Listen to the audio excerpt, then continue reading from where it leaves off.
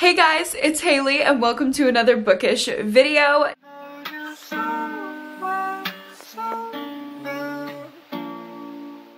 Today, we're literally gonna have like a little slumber party vibe. Like that is what I'm going for today. I got Skims pajamas and I'm never taking them off. And I was like, I really need to film this video. But here's the thing, I'm not taking off the pajamas. Skims pajamas are crazy. They're wildly expensive. Listen, if I'm gonna be consumed with wedding stress, I'm gonna be doing it while wearing $100 pajamas. I know it's ridiculous, but here's the thing, I'm not taking them off. So we're gonna have a little slumber party. I'm just with my little lights in my little library in my little pajamas with my little sleep tousled hair because I literally just woke up from a nap, and we're gonna talk about some books. I'm gonna haul a shit ton of books for you, basically. So without further ado, let's get into it. We're gonna start out with 3 books that I've already talked to you about extensively. You've probably heard a lot about them on my channel. I bought them a while ago, but I have like a new addition to them that I just wanted to show them in a video, basically because I got them signed. So actually earlier today, I attended the Texas Book Festival, which is a yearly event that happens in Austin. I go every year. It is so fun. And I got to meet some of my favorite authors. I literally had a breakdown crying, which is why I had to take a nap when I got home because I was like so just emotionally exhausted and drained, and it was such a wonderful experience. I actually met 2 viewers, one person who is in my book club and one person that just like stopped me on the street. So hi to Amanda and hello to the other viewer who didn't tell me their name but just stopped me and said, hi, oh my god, I love your videos. And I said, hi, oh my god, I'm running to an event. But yeah, that was a very cool experience, and I loved meeting authors, especially like women in thriller and horror spaces. It's just, it can feel really isolating when you're doing this alone. Like for me, I'm just talking to a camera, and for, you know, authors, they're just writing locked away in their houses. So to have us all together, it was just such a special experience, and I want to tell you a little bit about it. So first up, I have Cutting Teeth, which I hauled this a little while ago, like a few months ago this summer, and I got it signed and personalized by Chandler Baker herself, which was so cool. I also heard her speak about Cutting Teeth, and just the concept has really intrigued me. She read a passage from it and it just really stood out for me, so I'm definitely going to prioritize this one going forward. It's about a bunch of little kids who basically turn into vampires and they murder their teacher, or they're suspected of murdering their teacher, and so we're trying to find out what's going on with the kids and if they killed their teacher. It sounds like very campy, very Grady Hendrix. The way that she described it was like Liane Moriarty vibes with her character development, which I love that. So very excited for that. And then I also got these 2 books, which I've loved. This one was my favorite, one of my favorite thrillers of 2020, I believe. That's the year it came out. Oh, 2021. It was one of my favorites of 2021. I loved hearing May Cobb speak about writing domestic thrillers, like the drama of it all and where she bases her thrillers, and how she like low-key will take pieces of settings and people that are like real and put them in this fictional world and how they change into something different. So cool. Also, she has like this little signature martini that she draws when she signs books, which I think is so cute. Like look, it's in this one as well. So adorable. And I showed her my martini tattoo and it was like a little moment, so that was so fun. But obviously those are previous purchases that I just took to the festival to get them personalized. I also have 2 new books to haul that I also got personalized, and this is where like the real big emotions come in, because there was a panel with Rachel Harrison and Ashley Winstead, and I'm not kidding, if I could hand pick 2 authors that I would want to hear speak, it would be those 2. Like I'm literally gonna cry thinking about it again because it was just so amazing. I actually got to like ask a question. I was brave and I like stood up and asked a question in the microphone, and it was so nerve-wracking, but it was so cool to like talk to them. So I have Midnight is the Darkest Hour, which is the newest one from Ashley Winstead. It is my book club pick for November, and we might have Ashley joining us in our live show, which is very exciting. She said that she wanted to be a part of it, so that is so cool. And hello, she called me her dark queen. She called me her dark queen. Ashley Winstead called me her dark queen. I can die. I can die happy. I can literally die happy now. She describes this as fairy tale thriller. Like a thriller that is super dark and gritty, but with like a fairy tale voice and feel, which I'm very glad that she said that. She said like the marketing people did not necessarily encourage her to use that verbiage, but I like that she said that. I think I'm going in with the right expectations now, and I'm definitely expecting, based on the passage that she read at the panel, like a more lyrical, beautiful, intense writing, and not necessarily like the most fast-paced, to the point, kind of like quick-moving thriller. I'm really gonna immerse myself in this like fairy tale plot that has like a dark underbelly to it. I'm very excited. It deals with religious trauma and it's set in coastal Louisiana. Very, very, very excited. And it was so wonderful meeting Ashley Winstead. She is so incredibly intelligent and well-spoken, and just like you can feel her passion for her work as she's speaking about it. So I cannot wait to get into this and possibly have her on my book club. Oh my god. And also obviously got Black Sheep by Rachel Harrison, which I've already read. If it's not out already, it will be out soon, but I have an entire vlog reading Rachel Harrison books. She is like my new all-time favorite author. I knew that I liked her writing when I read The Return, and then I read Cackle and I was like, oh, yep, yeah, okay, this girl, she gets me. she gets me on a level. And then I read Such Sharp Teeth and I was like, oh, why am I sobbing? Why am I actually sobbing? Yeah, so Black Sheep, this is her new release. It is also about religious trauma, which is why they were on the panel together, but it takes definitely more of a horror view. A girl is kind of excommunicated from her family because of their religious views, and then she, out of the blue, gets an invitation to her cousin's wedding. So she reconvenes with her family and horrifying things ensue.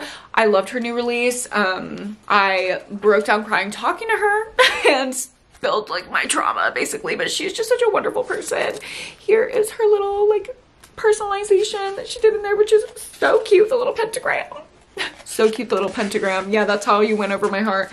And hi, can we just take a moment? Can we just take a moment? Can we take a moment? Because, and for you, all my love. Okay, bury me with this. Bury me with this. I love Rachel Harrison. I will literally take this book to my grave. Like, I'm not even kidding.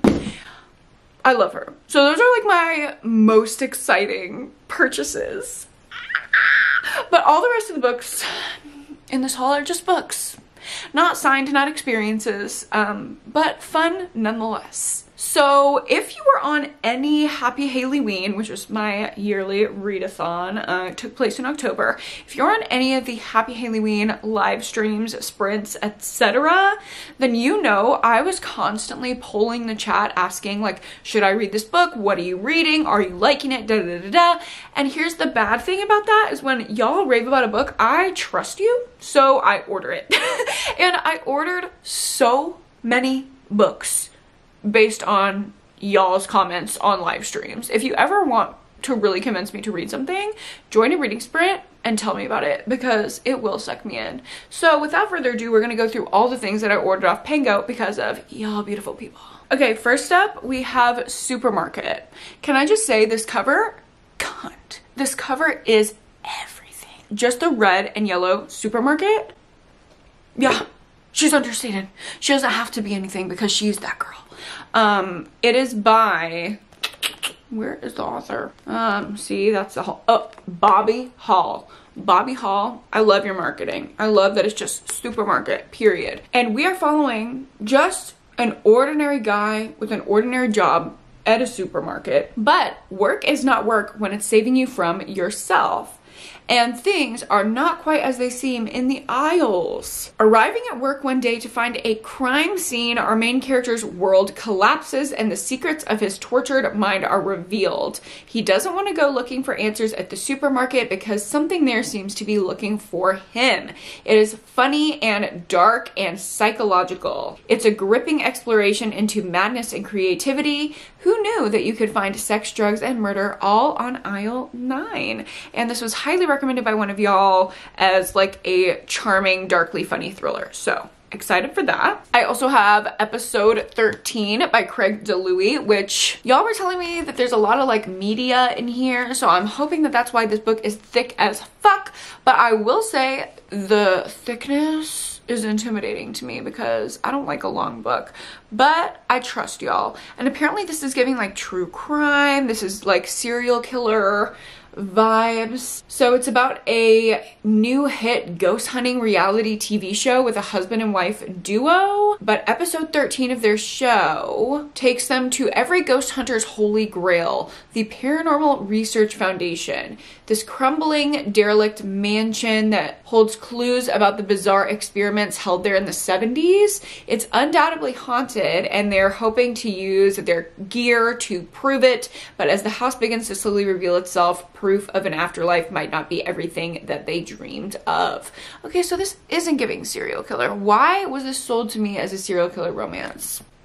I'm thinking of 13 by Steve Kavanaugh. Never mind. I got that on my Kindle.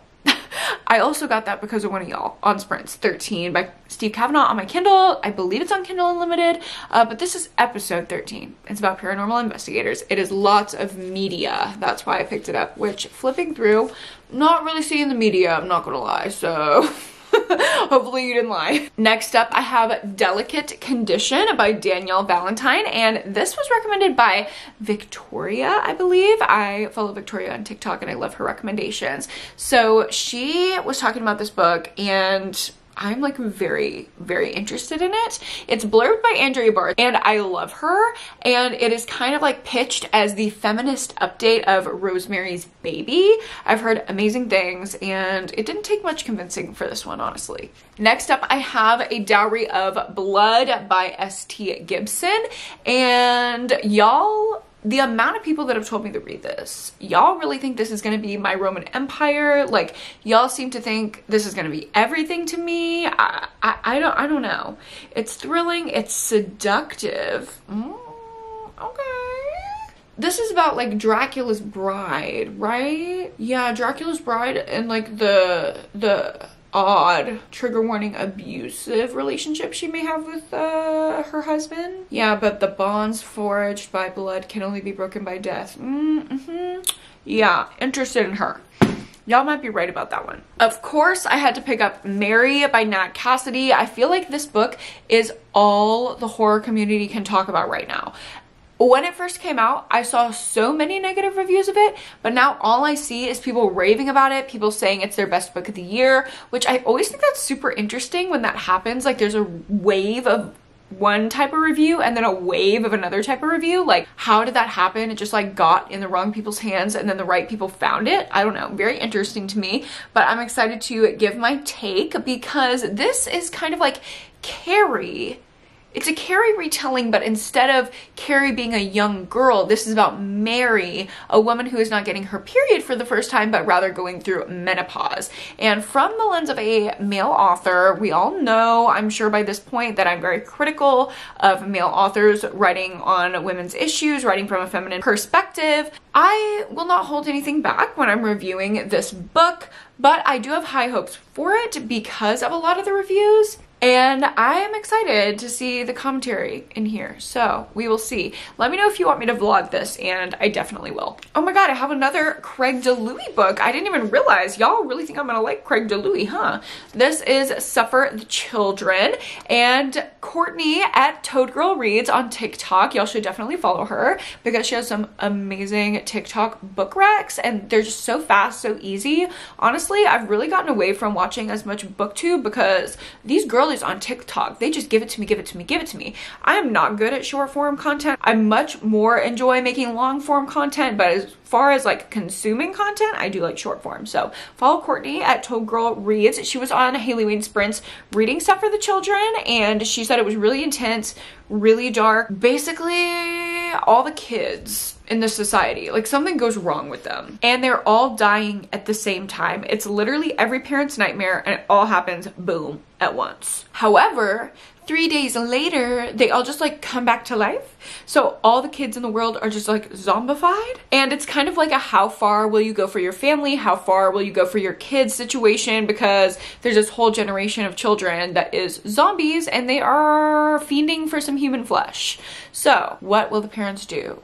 Will they let their weird little zombie child perish? Or will they let them, I don't know, like stuck on their arm or something? We will see. Next up, I have The Hollow Places by T. Kingfisher. I have never read from T. Kingfisher, which I feel like is kind of a crime. I don't know how I can call myself like a horror book reviewer without reading from T. Kingfisher. I feel like they're pretty essential horror reading. So someone recommended me this as a good place to start. Actually, I believe Deja said that out of all of T. Kingfisher's work, this would be the one that I would most likely enjoy. So it says, newly divorced and living at home in rural North Carolina, Kara is helping out her ailing, eccentric Uncle Earl at his house, which doubles as a tourist hotspot, the Glory to God Museum of Natural Wonders, Curiosities, and Taxidermy? Okay. While she's closing up the museum one night, she discovers a mysterious hole in the drywall that leads her to a sprawling area that cannot be part of North Carolina's natural existence. They explore this bizarre and frightening new world and bear witness to its cryptic warnings. They can hear you thinking, pray they are hungry. Whoa, and they realize there's more danger than first anticipated. Interesting, vague. I feel like this is gonna be weird and I'm gonna love it. I believe this was also a rec from Deja because I had Deja on a ton of my sprints because I love her. She's my best friend. And this is The Query Girls by Jess Lowry. I think this is a thriller. It's set in Minnesota in 1977, and it's about two best friends who have a secret that they've decided to never ever tell, but their vow is tested when their other friend disappears, and she is the second girl to vanish in a week. They know that they could help the authorities by giving them information because the authorities are reluctant to investigate, but they don't. Instead, they search for answers on their own. So it's giving like missing girl thriller, which I love that type of a plot. However, it's hit or miss for me. Sometimes it just reads like a little bit basic, a little bit copy paste. So I'm hoping this one does something a little bit different. And this is another pick that I got because of Deja, and that is Woman Eating by Claire Coda. I was recommended this one by Deja because she knows that I love a certain hunger, and she really loved this one, which kind of has a similar plot. It's like feminism through the lens of a cannibal thriller vibe. It has a really long and detailed synopsis, which I'm not going to read because usually when a book has a really long and detailed synopsis, it means that it's going to unintentionally spoil things or give me too much information that I don't want to know. So I'm gonna leave it at that.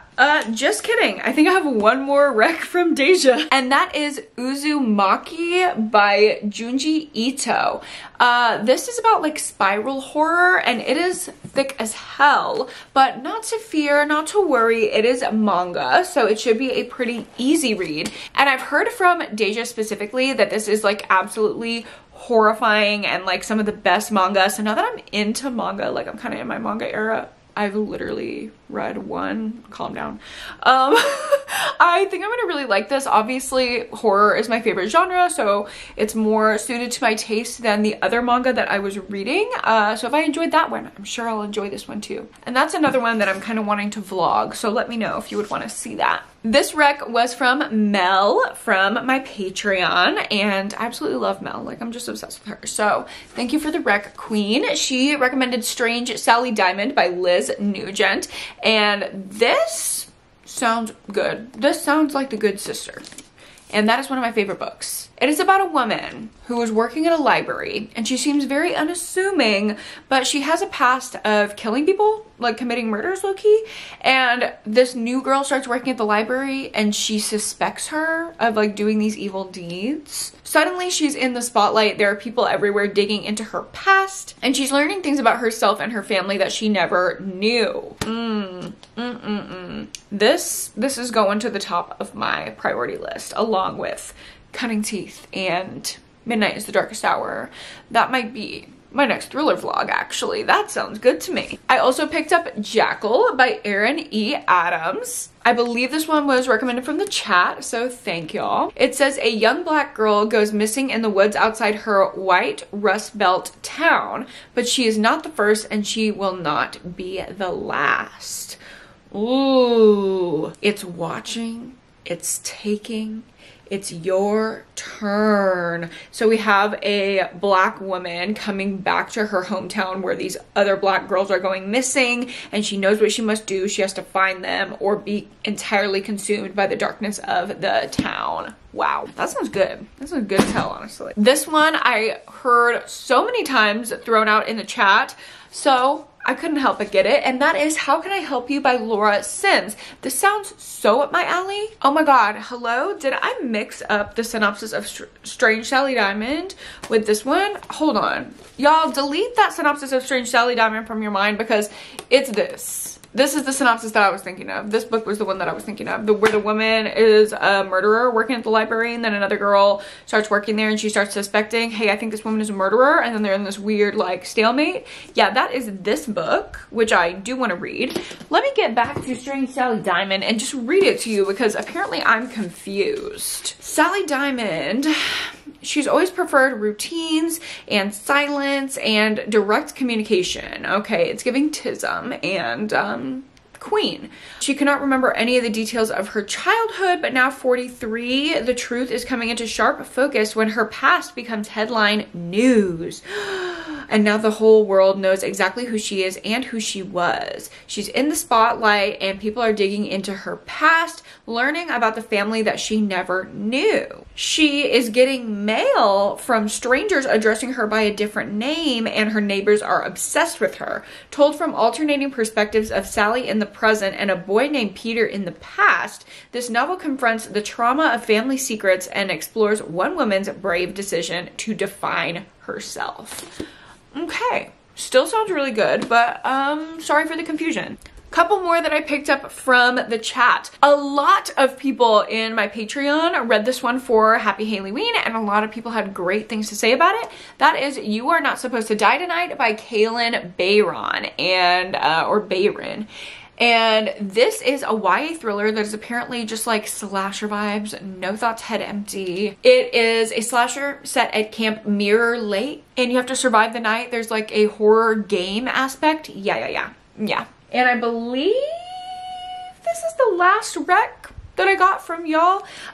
September House by Carissa Orlando. I'm not really a haunted house girly, I'll be real, but this one has so much hype around it, I gave in. It says a woman is determined to stay in her dream home even after it becomes a haunted nightmare. When Margaret and her husband bought the large Victorian house on Hawthorne Street, they couldn't believe they finally had a home of their own, but every September the walls drip blood and something terrible lurks in the basement. Most people would run away, but Margaret is not most people. After 4 years, she's learned how to live with the house, but her husband can't take it anymore and he leaves. So her daughter shows up, not knowing anything about the house, intent on looking for the missing father. To make things worse, September has just begun. With every attempt that Margaret and her daughter make to find the husband, hauntings grow more and more harrowing because there are some secrets the house has to keep. So I like that there's like a missing person element in here. I think that'll help me get on board with the haunting aspect, because you know my things, y'all. Usually I do not like cult books. I do not like paranormal books. I do not like haunted house books. I do not like underwater books. Those are like my 4 things that just, it's hard for me to get invested in. They don't really click with my brain. So I don't know, I'm going out on a limb here, but You never know. Think about like The Last Housewife, even Black Sheep. Some people may call those cult books. I wouldn't necessarily, but they do have cult elements and I love those. Those are like some of my favorite books, so you never know. Next up, we're gonna get into this little stack that I picked up from Half Price Books over the past couple months.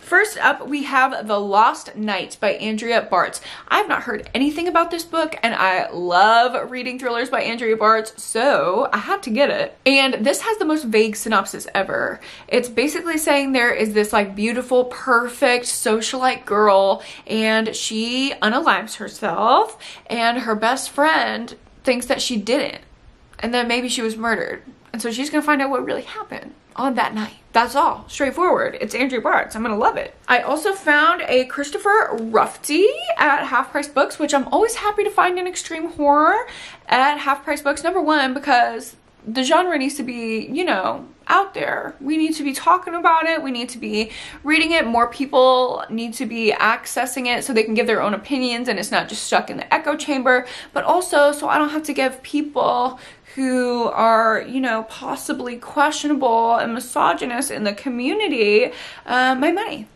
So I like buying extreme horror secondhand. But this is Desolation and it's giving like snowy slasher. Yeah, there's a man taking his family to a mountain cabin for Christmas, hoping that it's gonna reunite them after his alcoholic past tore the family apart. However, it only puts them in a life and death struggle because on Christmas Eve, a stranger from his past invades the home and takes his wife and children hostage. Ooh, see, this sounds good. And if there's not just like consistent talk about how this man's wife's boobs are just heaving every time she takes a breath, this has potential. And if you're new here, like, you really shouldn't be shocked by the shade at this point. And if you can't handle it, I don't know what to say. Like, grow bigger balls, like, get off my channel, bye. Next up, we have A House at the Bottom of the Lake by Josh Malerman. I have already read this book. I love this book, actually. I really, really enjoyed it. I read it a few years ago, like 3-4 years ago, and I really, really liked it, but it was out of print for the longest time, and I just could not find it, so I did not have a physical copy. Actually, fun fact, the first time that I read it, I like found an EPUB randomly on the internet because nobody had it anywhere, and I was like, I gotta read this book. So now I have a physical copy and I'm very happy that I do. It is about a little teenage couple, like young summer love affair vibes, and they go diving in this lake. It's very atmospheric and they find a house underneath the lake that doesn't abide by the usual laws of physics and nature. So they start having these times in the house and the lines of reality get blurred. So good. I also picked up What Kind of Mother by Clay McLeod Chapman, and it's blurbed by Catriona Ward. Love her. It says, after striking out on her own as a teen mom, Maddie Price is forced to return to her hometown with her 17-year-old daughter. With nothing else to her name, she scrapes together a living as a palm reader, and it's there she connects with an old high school flame. Everyone in town is sure that this man's son went missing years ago and that he's actually dead. But when Maddie reads this guy's palm, she's haunted by strange visions that suggest otherwise. And she starts following these visions and discovering terrifying nightmares laying on the other side of this man's palm. And she's somehow involved. It's giving family dynamics. I like the palm reading aspect. That's kind of giving like Death of Mrs. Westaway by Ruth Ware. Yeah, we will see. This one was highly requested that I pick it up, so when I found it at half price, I could not say no, and that is That Night by Chevy Stevens. Y'all have been telling me you gotta read more Chevy Stevens, so I'm listening, okay? I will do anything you tell me to. I am your baby girl. I'm your sub. Just tell me what to do and I'll do it. But I will be a brat about it. It says, as a teenager, Toni had a life full of typical adolescent complications, a boyfriend that she adored, a younger sister that she could not relate to, and a strained relationship with her parents, as well as classmates who seemed hellbent on making her life miserable. It wasn't easy, but Toni never could have predicted how horrific it would become until her younger sister was brutally murdered. Toni Tony and her boyfriend were convicted of this murder, and now at the age of 34 she is out on parole and back in her hometown, struggling to adjust to a new life. Prison changed her, and now she's trying to reclaim her life. Oh god, wow. Okay, so it goes on and on, but I don't want to know any more than that.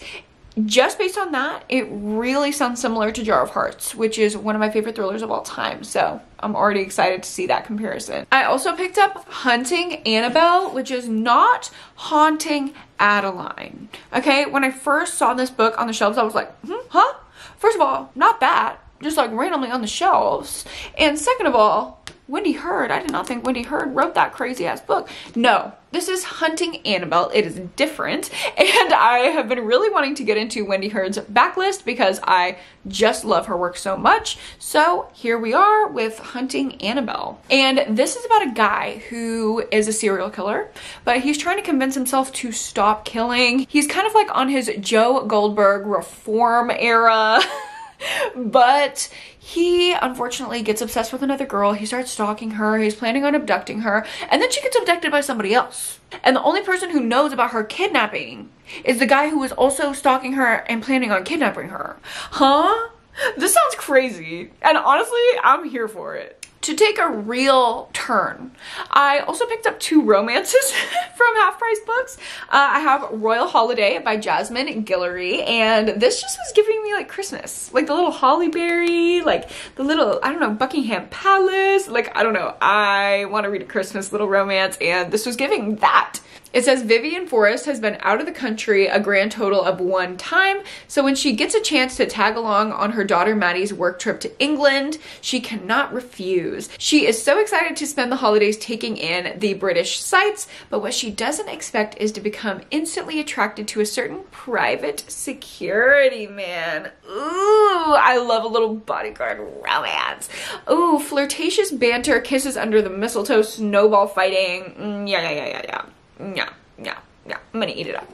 And to go along with that, I also have Love Light Farms by B.K. Borison, and this is another Christmas romance about a girl who owns like a Christmas tree farm, and her Christmas tree farm is like failing. So she's trying to get some money to survive in this economy, and the only way that she can think to do that is to entice a reality TV show to like have her featured. But the only way they're gonna do that is if she has this like, you know, elaborate story that they can like pitch to their sheepish audience. And so she like fake dates this guy, but then of course they end up falling in love on the Christmas tree farm. I've heard really good things about this one last year during the holiday season, so now is my time to read it, I guess. I feel like I am always the first one to review horror and thriller so I can like give people the guidance, but as for the romance girlies, like I really let them take their time and then I will take their recommendations. So yeah, I'm reading the girlies from last year, what they were recommending. Yeah, I'm reading them this Christmas season. So thank you to the romance girlies. I am forever in your debt. Next up, I took a trip to Target, okay? And you can't go to Target without going to the book section. Like, if you can, I don't know, you're stronger than I. And here's the thing. I mentioned that I was in my manga era. So the one manga that I read was the first installment of Spy Family, which I absolutely loved. I have a vlog reading it. I will link it up above and down below. In that vlog, I was reading recommendations from other booktubers, and they were all really checking out. Okay, booktubers, we can kind of trust them. Okay, that's what we learned. But I loved, oh my god, what's going on? And I loved Spy Family so much that I picked up the next 3 volumes. So I will be reading these at some point in time. They're so easy to read. It will probably be sooner rather than later. And I also picked up a shit ton of Tessa Bailey books, because if one girl is gonna get me like a quickie little smutty little romance with also substance and good mental health rep, it's gonna be Miss Tessa. I trust her with my life. So I have her new one, Wreck the Halls, which is another holiday romance, and it's about basically like the son and daughter of what I picture to be like a Daisy Jones and the Six situation. It's basically like if Daisy Jones' daughter and what's that man's name? How did we get here? How we get out? What is that man's name? Sam Clapton? What is his character's name? I don't remember. Billy. Billy. Oh my god. This is like if Daisy Jones' daughter and Billy Dunn's son did a parent trap situation, tried to get their parents' band to reunite, and in doing so, fell in love. And it's during the holiday season. So it's kind of giving like Love Actually meets The Parent Trap meets Daisy Jones and the Six. Yeah. And she also has a new like trilogy out. Need Me, Chase Me, Make Me. And you know what? Have I said all these things at different points of time in my life? Maybe. This one is kind of giving like bratty, which is me all the time. Chase Me is kind of giving like desperation era, which we all have one of those. And Need Me, yeah, that's me every day. So I don't know what these books are about, but they're gonna be fun little quirky little smutty little romances, and I'm gonna eat them up. So there we go. Remember when I said, oh, we don't have any more signed books, all the rest of these books are going to be boring? Not so, not so. I do have an exciting signed book to share with you. I read a couple books from Brianna Morgan, indie published horror author who you should really support. I loved The Trick or Treater and Unboxed by her, and so she sent me another one of her books to check out. Obviously personalized because she is the sweetest ever. Thank you so much, Brianna, for that. And this is The Reyes Incident. It says, it's a local legend gone haywire, a small town cop and an impossible eyewitness. Which is easier to believe, that killer mermaids exist or that one person is worth risking everything for? It is for fans of The Seven Husbands of Evelyn Hugo and Into the Drowning Deep. Hello, a dark twist on the myth of the mermaid? Wow, wow, wow, wow, wow, wow, wow, yeah. I also have a couple other arcs that were sent to me. We have Deliver Me by Elle Nash, which should be out by now. And this is like a dark, queer love story about a woman who is pregnant and she's grappling with having an abortion, like whether she wants to keep the child or not. And she's also like in love with this woman, and she's also working at a meat packing facility. I don't know. It's gonna be commentary heavy. It's gonna be dark. It's gonna be twisted. I love it. And I have The Heiress by Rachel Hawkins, which this is like a super arc. I feel like I got this early, but I'm very excited about it. It says there is nothing as good as the rich gone bad. Y'all know I love some rich people drama. North Carolina's richest and most notorious woman, Ruby McTavish Callahan. Callahan? Hello, let me start that over. Ruby McTavish Callahan Woodward Miller Kenmore is now dead. But she lived a million lives. As a young child, she was the victim of an infamous kidnapping. As a woman, she became a widow 4 times over. She ruled the tiny town of Tavistock from Ashby House, her family's estate high in the Blue Ridge Mountains, and she left it all for her adopted son, Camden. But Camden wants none of it, and even less to do with the surviving McTavishes, who are as poisonous as his inheritance. 10 years later, though, Camden finds himself at Ashby House, where long-buried secrets crack through the facade, and questions about the infamous heiress are coming to light.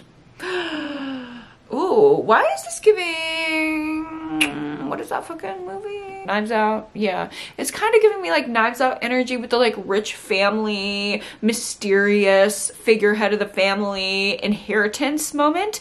I don't know. We will see.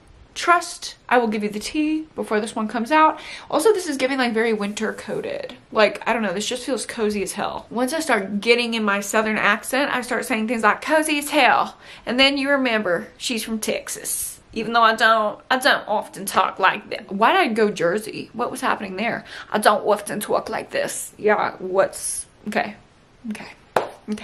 These next couple books I got from the Aardvark book subscription, which I am partnered with them. This is not a sponsored video, but I do have a code with them. If you would like your first Aardvark book for $4 free shipping, this is a brand new hardcover book you can get for $4 free shipping. You can use my code HaileyAnn, but every time there's an A, there's 2 A's. HaileyAnn, just like my Instagram handle. You can use that at Aardvark and get your first book for $4. And these are 2 of the books that I got. I got Rouge by Mona Awad, which I'm very excited for. I love Miss Mona. I loved Bunny so much. Like, that's one of my favorite horror books ever. So yeah, I'm very excited for Rouge. And I also got from Aardvark Perfectly Nice Neighbors by Kia Abdullah, which I'm also obsessed with. Kia Abdullah, my queen of legal thrillers. She's so underrated. Read Take It Back now. Obviously, I can't put my stamp of approval on this one yet because I haven't read it, but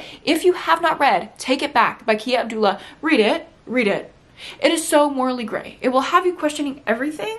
It will have you throwing your book across the room, but it's worth it. It's so good. So I can't wait to read her new one. It's giving more domestic thriller vibes. And all of these last ones here, I just bought. Okay, these are just random books that I bought.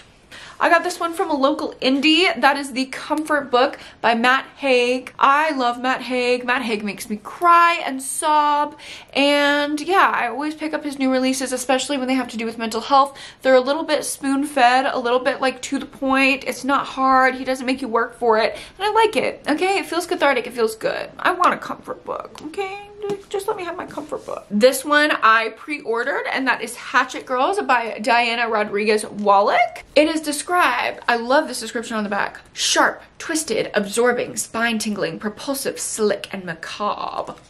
Doesn't that just like make you want to read it immediately? It says, what have I done? The Morses are dead. Mariella Morse accuses her boyfriend of murdering her wealthy parents with an axe, and the town is very quick to believe her. It doesn't help that this boy was caught standing over her parents' bodies with blood on his hands, but his sister knows he could never commit such a crime, and she is haunted by the mistakes that she made that led her family to move to this town in the first place, but she sets out to prove her brother's innocence. She's searching for answers in a notoriously cursed forest, and she and Mariella must face a darkness that has lurked in their town since before the days of Lizzie Borden, the original axe murderess of Fall River.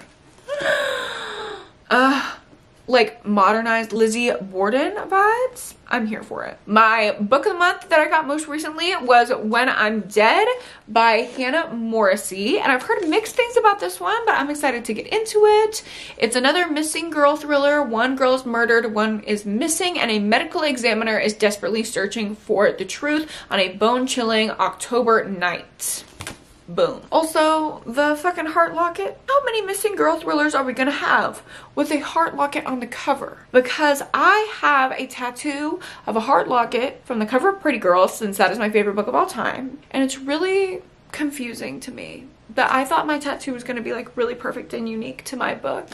But unfortunately, now there's all of these thrillers coming out with heart lockets. Like, y'all really need to stop coming for Pretty Girls. It was Still Beating, and now it's When I'm Dead, and y'all need to just shut up and go away.